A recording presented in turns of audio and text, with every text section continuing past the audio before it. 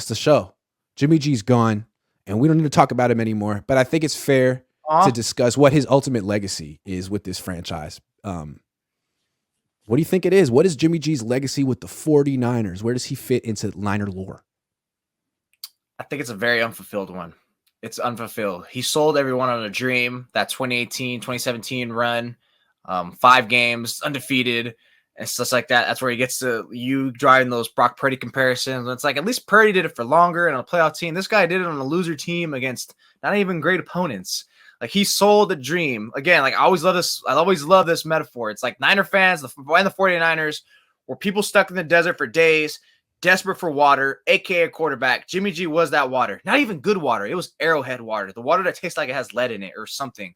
So Jimmy G, unfulfilled. He couldn't fulfill a full season. He couldn't fulfill a Super Bowl championship.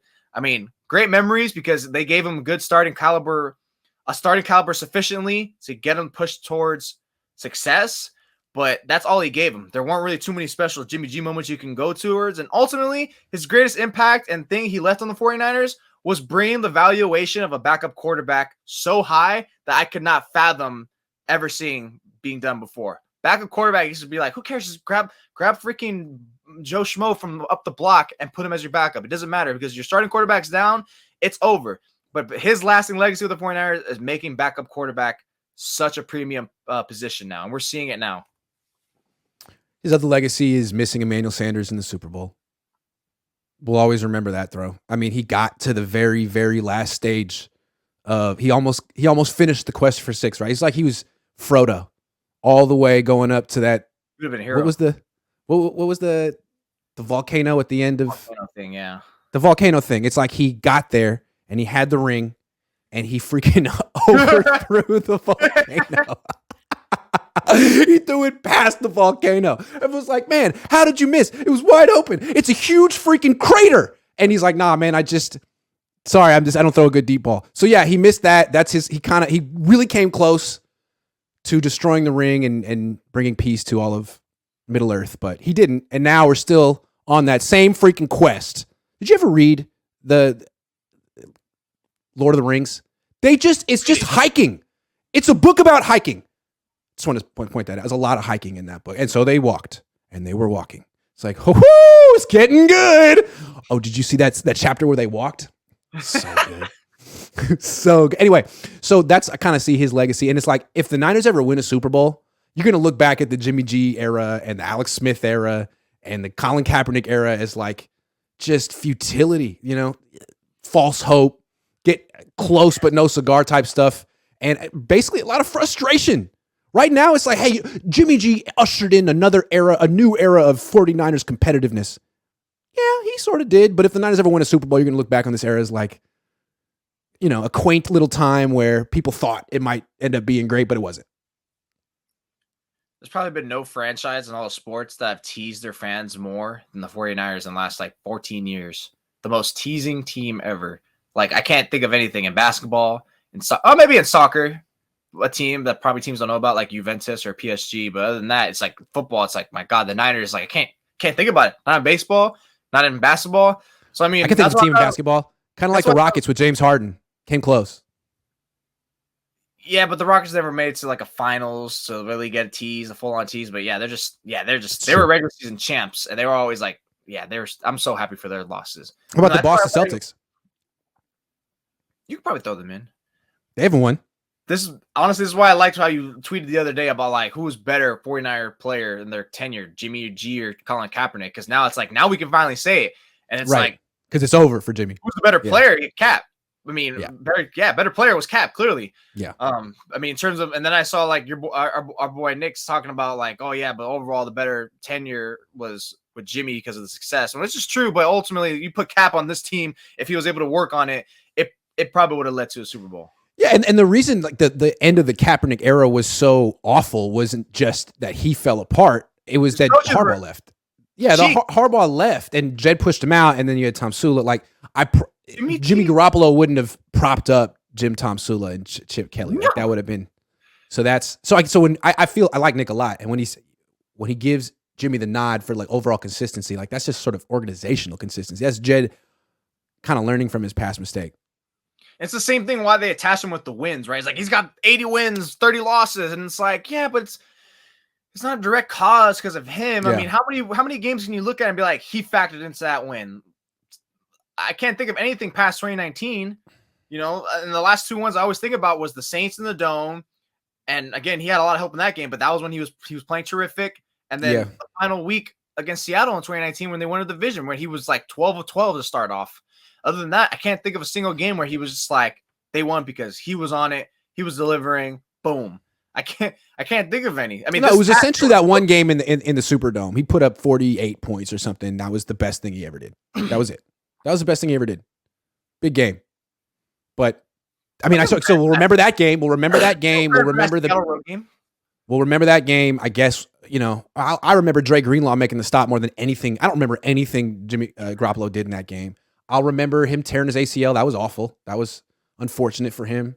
I'll remember him beating the Jaguars and making everyone think that the Niners would actually win the Super Bowl if they were in the playoffs that year. What else? I remember him smiling on the sideline of the NFC Championship game when when Brock Purdy was playing with a torn UCL. I remember that. I'll remember every time he deflected responsibility after a game that they lost, and he sat there and came out with his like Gucci suit and smiled like he didn't play bad. I'll remember that. That was classic. What else? I'll remember when he said earlier in the season he has no clue what he said with his word of mouth. Your effing plays suck, man. When he was like, I remember that. I'll remember that. That was funny. I remember that. Yeah, and we're gonna see, like, does Kyle's plays effing suck? They didn't when Brock was in there, and we'll see what is Jimmy's legacy gonna be. I guess what he does in his next stop will kind of color his legacy here, because if he stinks in the Raiders, then that just adds to Kyle's legacy. Oh wow, he made Jimmy look good for 5 years, and then he fell apart. Or does Jimmy go to the Raiders, tear it up, have like a Jared Goff renaissance, and Kyle falters with Brock Purdy and Sam Darnold and Trey Lance, and people are like, actually, Jimmy's legacy with the Niners is that he was underappreciated and he was run out of town and like all that stuff. I mean, I guess we'll see. The book is not yet over. It's not over, but I'm a betting man. I would bet that it's going to be proven that he was definitely a product of Kyle Shanahan, and especially because he's going to Josh McDaniels, who stinks. And just Can we talk about Josh McDaniels for a second? None of his former players have anything nice to say about that guy. If no one has anything good to say about you, that's a bad sign. Here are the quarterbacks he's brought in 3 years as a head coach. He's been a head coach for 3 years, 2 in Denver, 1 in Las Vegas. Kyle Orton, Chris Sims, Tim Tebow, Jarrett Stidham, Chase Garbers, Jimmy Garoppolo. That's not good. The only positive is Garoppolo returning to him. That's like the one thing he's got going for him. But then again, they probably threw a large sum of money at him to entice him to come back. Why'd they trade Darren Waller? Did you see how his wife, Kelsey Plums, tweeted saying like, it's probably because he didn't get invited. Josh McDaniels didn't get invited to the wedding. That's why he probably dropped the date. I was dying. I was like, God damn, that's funny. Remember when we did the report But that is such a Josh McDaniels thing to do. Like, you just made your team worse. What were you thinking, dude? Do you know what the Raiders got on the report card in terms of like, the NFLPA one from 2 weeks ago? Do you know what they got? Did you see what they got? I saw the coaching staff got like the lowest grade, right? F minus because they don't listen to the players at all, and they overwork them, right? Overwork them, all that stuff. The worst grade. They keep them too long. They overwork them, and they don't listen to the players at all. I mean, that's great. Fire Josh McDaniels. They got to fire him, dude. That was a bad signing. They should have big mistake. Sent Derek and Josh packing at the same time, but it's not going to work with Jimmy. It's not going to work. Josh Allen was also selected 2 picks before Mike. Yeah, the Niners could have had Josh Allen if they'd never. That's another legacy of Jimmy Garoppolo. Had they just not traded for Jimmy, they would have finished that season with like 1 win, and they could have taken whatever quarterback they wanted. Now they probably would have drafted Baker or Sam Darnold and messed it up. But they could have had Josh Allen. They try to act like they would have taken Josh Allen, but I don't know if they would have. Can we get both Darius Slay and Ngakoue or only one? Most likely you're going to get neither. Yeah. But I think you could probably get both if you keep you can do whatever the hell you want. If you backload, restructure, you can do whatever the hell you want. You're just going to end up like the Rams eventually. But is it worth it? I mean, I don't think the Rams would give it back. Like, they got a ring. They got their first ring.